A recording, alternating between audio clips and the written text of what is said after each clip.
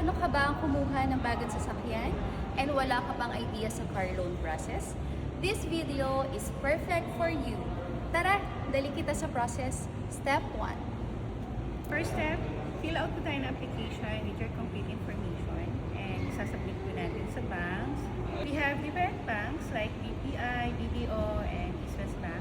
We also have in-house financing, Toyota Financial Services, where we can process your application. Step 2, submission of requirements.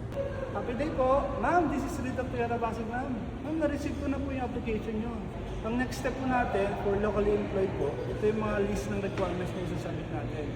Una po is COA with compensation with tenure, 2 valid ID, 3 months payslip, tsaka proof of billing. So, wait ko na lang sa email na isend nyo, ma'am, ha. Thank you.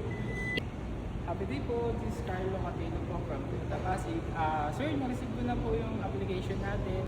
Requirements for OFW, latest contract, proof of remittances, proof of billing, and 2 government IDs.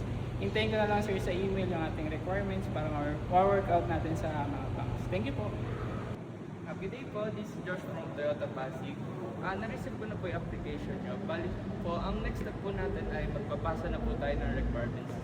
Requirements po natin para sa business owner.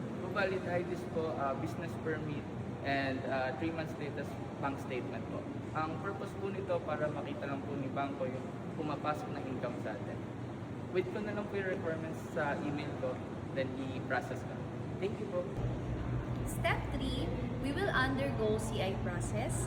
Banks will call you for some confirmation of your purchase, and then 1 to 3 days time, we will get approved and we can now release your vehicle.